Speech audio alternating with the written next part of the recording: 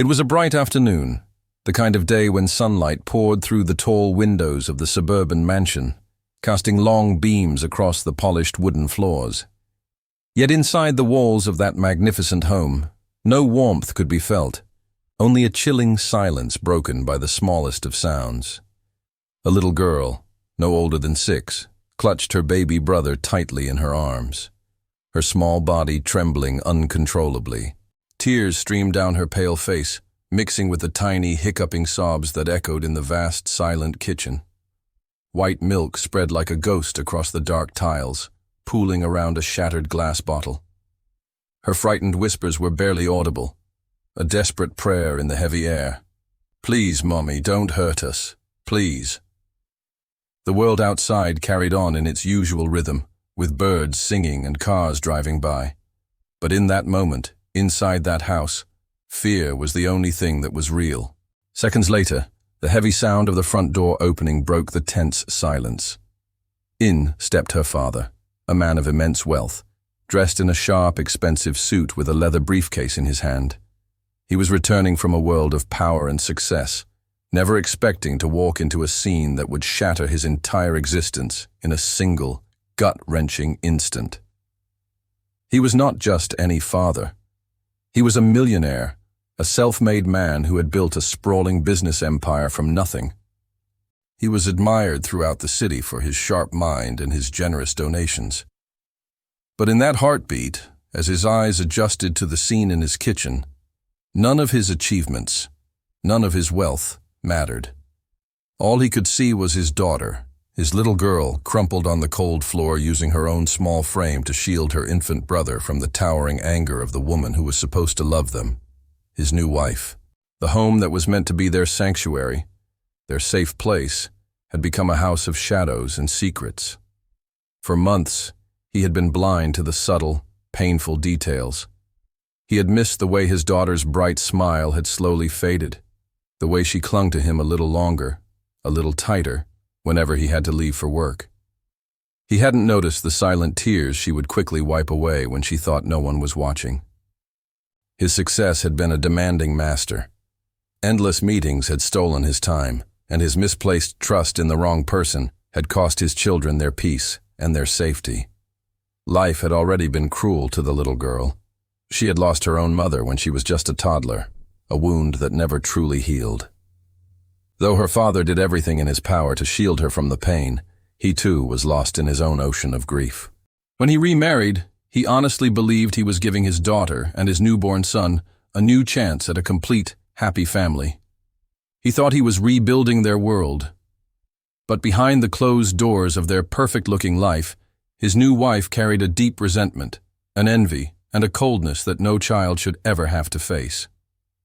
She didn't see the children as precious gifts to be loved, but as heavy burdens, constant reminders of a life that wasn't hers.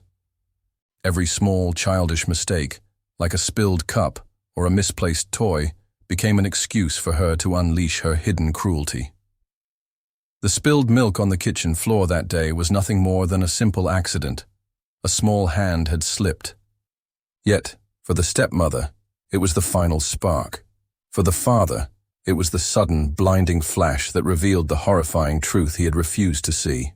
As he stood frozen in the doorway, the image burned itself into his soul forever. His daughter, trembling, shielding her baby brother, begging her stepmother not to hurt them. His heart didn't just break. It felt like it had been ripped from his chest. The weight of his entire fortune, all the buildings he owned and the money in his accounts, felt utterly worthless compared to the priceless innocence of his children that was being scarred right before his eyes. He rushed forward, his voice, usually calm and commanding in boardrooms, thundered through the halls with a pain and fury he never knew he possessed. "Get away from them!" The sound itself seemed to break the invisible chains of silence that had bound his daughter in fear for so long. The woman, startled by his sudden arrival, dropped her hand. For the first time, she looked afraid. She realized her time of hiding was over. The great walls of wealth and status that had once shielded her cruelty had crumbled to dust in a matter of seconds. In the days that followed, everything changed. The millionaire forgot about business meetings and ignored the million-dollar deals waiting on his desk. His only focus, his only mission, became his children. He held his daughter close, so close he could feel her little heart beating against his. He listened to her broken, whispered stories of fear and loneliness, and he promised her, with tears in his own eyes, that she would never, ever be left alone in fear again. He cradled his infant son, who knew nothing of the world's darkness, and vowed to protect him with every fiber of his being. The mansion, which had once echoed with a tense silence and hidden cries, slowly began to transform. It started to breathe again. Gentle therapists who specialized in helping children were brought in. Calm, predictable routines were created to make the children feel secure. Every single night, without fail, ended with the father tucking his children into bed, reassuring them with his presence and his unconditional love.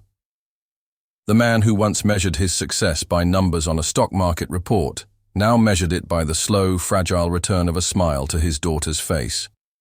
Healing was not a straight line. It was a long and winding path.